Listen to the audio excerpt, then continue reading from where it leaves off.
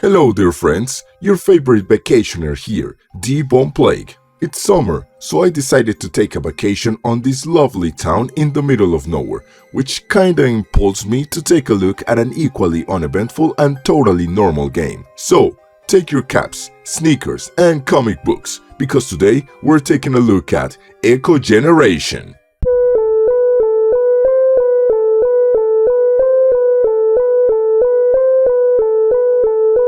Ah, yes, it is time for another one of my obscure findings, even though I'm not sure if this game can be considered that obscure, as I recall it being on Game Pass a while ago.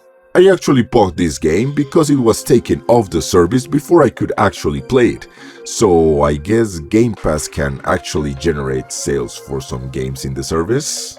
Anyway, let's put ourselves into context. Echo Generation is a turn-based RPG developed and published by Coco Cucumber and released in 2021 for the Xbox One and Xbox Series. This time my arcane research was a bit difficult, as there's not a lot of information about this game. One interesting fact is that an enhanced version of the game called Midnight Edition was released in June 2024 for PC and Nintendo Switch, but since I already have the standard version of the game on my Series S, I'll go with that one. The question is it truly a hidden gem, or is it an adventure that should be relegated to obscurity? Let's find out. When you first start the game, you can see by the environment and character designs that it is clearly inspired on the 80s, kinda like Stranger Things, with one of the main character models actually resembling Dustin a lot. However, once you check your computer and can see the dates of the emails, you see that the game actually takes place in the 90s. Boy, I really hope somebody got fired for that blunder. Anyway, you learn that the protagonist is working on an amateur alien film with some friends, and you start going on about your day as normal. Until you find out that the owner of the repair shop has been brutally murdered, and a giant ship has landed on a cornfield near the town, which unfolds the events of the game. Gameplay-wise, the game is a turn-based RPG with exploration elements. Now that I think about it, this game is a bit reminiscent to Earthbound, with all that innocent, childlike vibe with deep and disturbing undertones. This means that, apart from combat, you'll be running around the town interacting with different NPCs to learn more about the story, get side quests, and collect items to continue on your quest. You have 3 members in your party, all with different abilities and stats. 2 members will be mandatory, with them being your character and your sister Lily, who looks like Loopy from that animated short called Life with Loopy that was part of Kablam.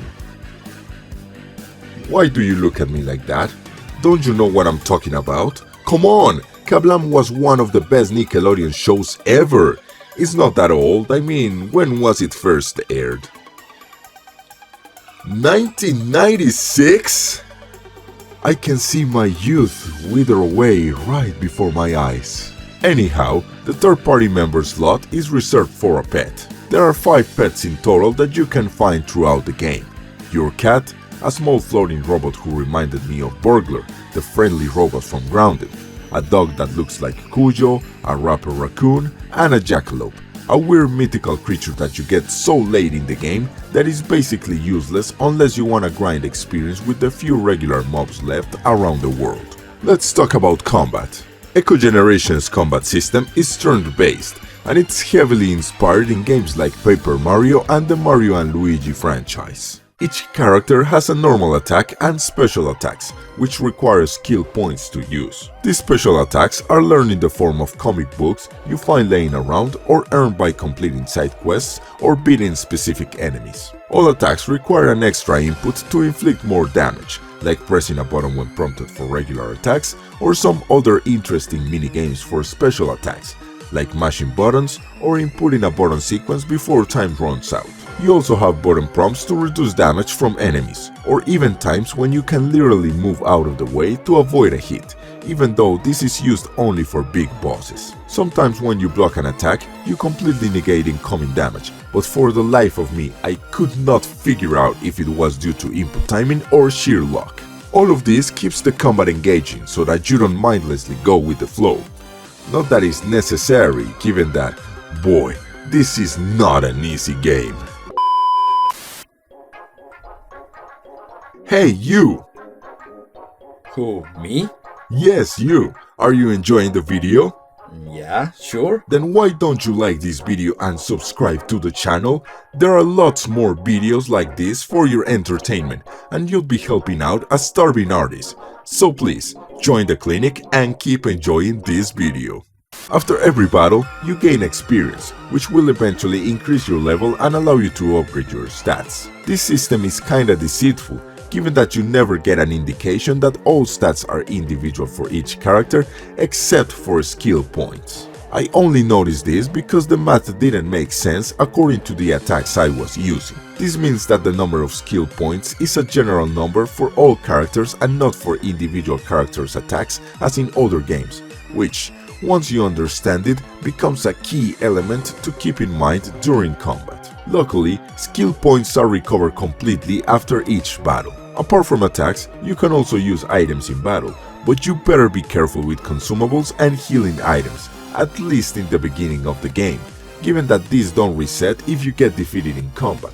So once you use them, they are gone forever. I used all of the available items in the starting area and couldn't beat the first boss on my first try, so I had to grind out a couple of levels with the giant rats outside the repair shop just to beat the fucker. I could have started a new game to be more careful with the items, but you know me, I'm stubborn as all hell. After beating the first boss and getting access to the treehouse, you can buy one of each item available. But don't worry about availability, as the stock resets every time you sleep. Items are not the only way to heal, mind you. Your health gets replenished once you level up, and you can also take a nap on your bed to recover all your health. But it's quite a drag to be moving back and forth from combat locations all the way to your house, especially because the movement speed is extremely slow. If only I could move fast. Oh, you can run by pressing the B button. Why does this always happen to me? Anyways, later in the game, I found a solution for this tedium. If you realize that the battle is a lost cause, just quit out to the main menu and reload the game. It will spawn you at the entrance of the current area with your health and items intact. Call me lazy and cheater, but that backtracking is just awful. One thing that is not awful though are the bosses. There is quite a wide variety of big baddies to beat in the game, all of them with their particular mechanics and dangers, so let's go over some of them. There's the evil animatronic clown, the very first boss of the game, which can be a real wall if you're not careful with the button prompts and the moderate use of healing items. Like me. There's also the giant junk robot that you find in the junkyard, who hits extremely hard and also introduces the mechanic of actually moving around to avoid one of his attacks instead of just blocking. One surprisingly creepy encounter takes place in the school, as I'd never expect a fucking jump scare in a game like this. While exploring the empty school halls, you encounter the prom ghost, a boss clearly inspired in Japanese horror with a blood-curdling scream and powerful attacks. There's also the school principal, who you fight in his basement in order to rescue a trapped child. You see all the signs when wandering around his house and backyard, but actually finding a missing child in his basement is very fucked up. It's worth noting that, by this point, the bosses start inflicting status effects on your party, with the prom ghost being able to frighten your characters so that they miss their turn, or the principal inflicting bleed with his knife. Because yes, the man that overrules the school wants to murder 2 children for wanting to free another child from his basement.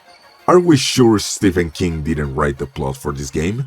On a totally related note, in the pet cemetery near the town, you fight the Wendigeddon, a boss inspired in the Wendigo, a mythological creature that was a key part in Stephen King's novel Pet Sematary. There's also the giant worm that comes from a giant crater near the train tracks, which hits incredibly hard if you don't move out of the way of its slam attack. In the military base, you fight the FST mech, a Metal Gear-looking robot that can stun you with its electric attacks. Finally, you fight the final boss of the game on top of a spaceship, a giant alien monstrosity who, of course, has the highest HP bar in the game, but funnily enough, is not nearly as difficult as some previous bosses. As limited as items can be, they're extremely important in battle, due to how hard it is to grind for experience and the fact that once you level up, you can only upgrade one stat per level, so eventually SP, HP or attack power are going to be really unbalanced. My strategy for the tough battles was using a mushroom on my strongest character, who was Lily for some reason, to increase her attack power even more for 3 turns, and using all SP on her strongest attacks, while the others focused on normal attacks and healing. You can also inflict status effects on enemies, but apart from shock and stun, they're not worth much, as both poison and bleed only do 1 damage. Poison and bleed, pff, yeah right, more like smelling a mild fart and getting a paper cut. Now, even though the bosses and their story are great, one not so positive aspect of the game is that it's fetch quest, the game. All you do is run around getting items for NPCs to exchange for other items to keep progressing the story. This in itself wouldn't be that bad if not for the fact that the game can be extremely vague with what you have to do, with some very basic item descriptions that give no clue whatsoever or can even be misleading, apart from the fact that the game has no quest tracker of any kind. One example is the alien painting that you get from the old lady near the train tracks. It says that it's a perfect gift for an alien enthusiast. One would immediately think about Mr. Dumont, the hobo that helps you contact the aliens.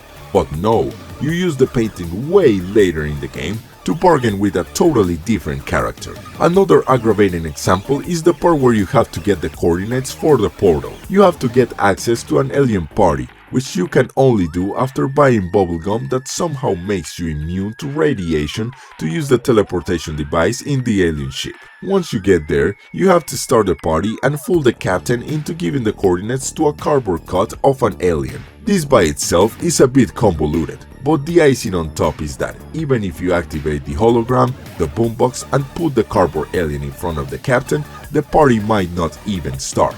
As you progress through the game, you get these music tapes. Well, guess which tape is the one that starts the party? It's the fucking tape of music for children that you find in the school principal's basement. How is anyone supposed to know that? Unless you try every single tape until one works, there's no way to know that's the correct tape without looking it up. On a lighter note, the game has some interesting references, or at least funny looking gags. The animatronic faces in the repair shop have a Five Nights at Freddy's kinda vibe, and there's also a Goomba looking thing in a trash pile close to the repair shop. Oh, and you can also press the X button to do the Daniel Garcia dance.